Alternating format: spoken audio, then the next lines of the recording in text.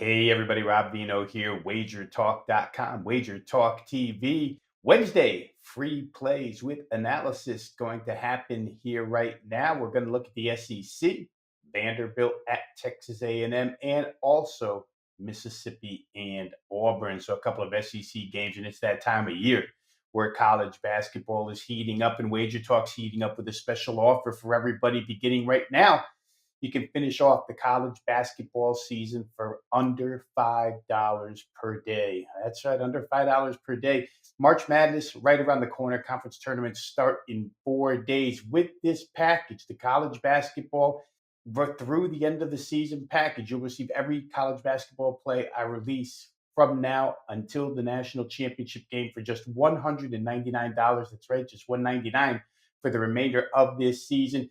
It includes obviously regular season play, conference tournament play, NCAA, NIT, CBI, all postseason tournament play, any 5% college basketball plays that I release. The earlier you buy, the more you receive. Pretty obvious there. So go ahead and get in now.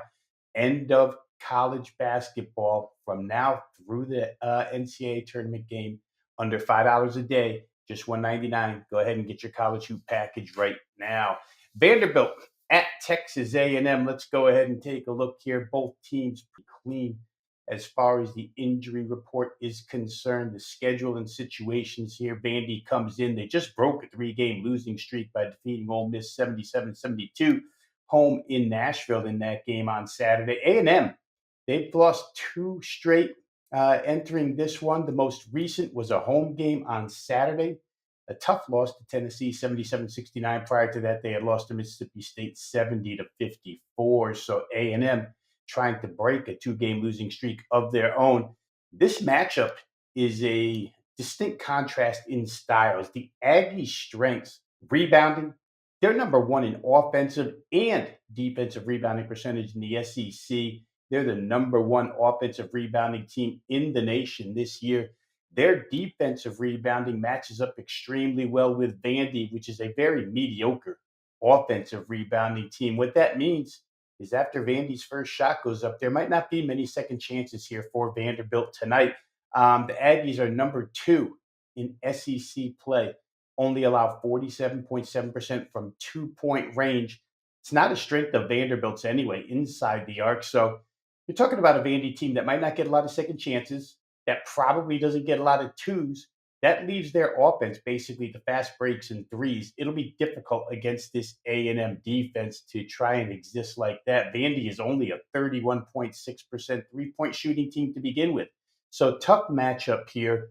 And to throw a little more gasoline on the fire here, A&M's defense is number 1 in turnover percentage force this season. So the Vanderbilt Commodores need to take care of the basketball in this one. If I take a look at the other side real quick, A&M is one of the most crooked shooting basketball teams in the nation. They just don't make shots, but they could potentially benefit here. How about the Vanderbilt defense, which ranks dead last in the SEC in defensive efficiency, effective field goal percentage allowed, 2-point percentage allowed, 3-point percentage allowed. They're the worst in all 4 of those categories. So A&M may see more shots fall through the basket tonight. Let's take a final look at this one. Can we expect Vandy to just get rolled once again on the conference road? They've been terrible away from home. They've had 5 straight losses, both straight up and against the spread. And those losses, guys, they've come by 9, 16, 30, 11, and 21 points. Their only cover in this league was a game at Tennessee, an in-state rival. And maybe Memorial Gym in Nashville has been the secret for their success in the SEC all season long, because it certainly hasn't been the road. A&M figures to be fully focused, motivated for this one, trying to avoid home back-to-back losses, trying to avoid 3 straight losses. And the matchup is just really conducive to Texas A&M. They need a win here. A win would get them to 10-5 and put them in a 3-way tie for the number 4 seed in the SEC conference tournament, which is highly coveted because it comes with a double bye.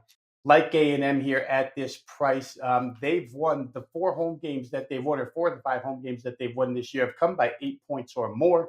Laying 7.5. That's the way we're going to go with today's free play. Texas A&M minus 7.5. Okay, let's shift gears over to the Plains, Mississippi at Auburn here tonight. Auburn opened 12 and a half in 154. They're currently 13 total down to 153. The injury report is key in this game on both sides. For Ole Miss, game time decision on their starting small forward, Matthew Morrell. The injury is undisclosed. He's the team's number two scorer at 11 points per game. However, when you look at Mississippi statistically, you find that they have five players that average between 10.3 and the 11 that Morrell averages. The leading scorer on the team, shooting guard Sean Padula, averages almost 15 per. So very, very spread out scoring for Ole Miss. But Morrell's senior leadership, he's an important guy for Auburn. They're not, exempt from the injury list either here. Number one small forward, Chad Baker Mazzara, questionable for this game. Another undisclosed injury. He's the Auburn's number two scorer, 12.4 per game. He's a 91.1% free throw shooter, and he's second on the team in free throw attempts, so that becomes important. And he's a 37% three-point shooter. So both guys, important key ingredients to their team. I'll say this real quickly. In the first meeting between these two this year, they both played key roles. Morrell had 17 points. Baker Mazzara had 18 points. So we'll see. We'll keep checking the injury report as the day goes on. Scheduling situation here, Ole Miss enters off of back-to-back losses. Lost by 10 at home to Mississippi State. And Saturday, they lost by 5 at Vanderbilt, 77-72. Auburn, how about this? They're in their third straight home game. Nice to stay at home. The first two were wins, but they were non-covers, heavy favorites. Didn't cover the number, although they won them both straight up. They won by 7 over Arkansas, and they won by 12 over Georgia. They were 18 and 15-point favorites, respectively, in those two games. Take a look at the matchup, current form for this one. Ole Miss comes in here. Last 9 games, 1-7-1 against the spread. That number looks a little bit worse than it is in reality. Closer examination shows that a lot of these numbers where they were a dog are very, very short, and they were competitive in those games. And where they were favorite, they were just a shade overpriced. So Ole Miss certainly 1-7-1 looks bad. ATS, I don't know that it's as bad as it seems. The matchup tells us that both of these teams, if you've ever watched them, they both prefer quicker pace, which is a little bit strange for a Chris Beard team. But Mississippi does thrive a little more on pace. Each protect the ball extremely well. They both surround their big man with 4 guards and wings. So it's kind of a 4 out, 1 in type situation for both. Mississippi, however, here's a major separator. It's the worst offensive rebounding team in the SEC, and Auburn's the 4th best. So Auburn, Janai Broom and company probably get their second chances here. Ole Miss may be one and done on a lot of their possessions. And also, Auburn has 4 players. This includes Baker Mazzara. Now, again, he's on the injury report. We'll see if he goes, but Auburn has 4, including him, that shoot 37% or better from 3. Ole Miss only has 2. So the overall statistical three-point shooting numbers look somewhat alike, but Auburn's got more guys that can shoot it. They're both pretty solid defensively. You know, when you go through all the defensive statistical categories, both of these teams are pretty solid. Again, Chris Beard teams, that is a trait of his, having a pretty solid defensive team. As I mentioned earlier, they met once already. 92-82 Auburn in that game in Oxford. The biggest differences in that game were the three-point arc, where Auburn outscored Ole Miss 42-18, and rebounding, where Auburn held a plus 11 advantage 42-31. Mississippi in that game shot 12 more free throws, went to the free throw line 35 times in that game in a losing effort. So it's not like they were ahead and getting fouled down the stretch. They lost the game and shot 12 more free throws than Auburn. They just didn't make a bunch of them. Only 24 of 35 from the free throw line. In essence, if Ole Miss had made a couple extra free throws, maybe 1 or 2 more threes, only 6 of 19 from 3 in that game, they probably would have covered the plus 5.5 number in that game. Let's take a final look at this one real quick here. Auburn appears a little overpriced, especially at home lately.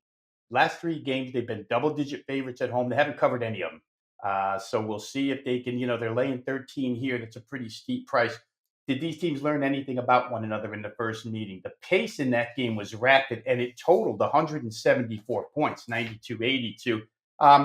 Auburn's definitely putting the clamps on teams from long distance as of late. 3 of their last 4 games, Auburn's allowed either 18 or 19% from three. Incredible numbers on their 3-point defense. But I'm going to say this when I looked at these team totals, the number on Ole Miss looked a little soft to me. 69.5 was their team total. Ole Miss has played 14 SEC games. 13 of those 14, they've scored 70 or more.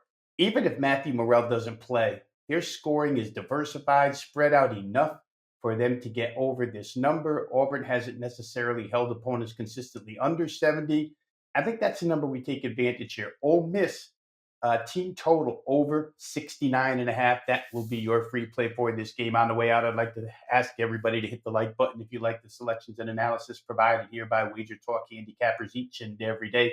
Go ahead and hit the like button, click subscribe, join the 196,000 people that have already subscribed to Wager Talk TV. If you have a comment on either of these SEC games or any college game on the schedule tonight, go ahead and drop it in the comments section.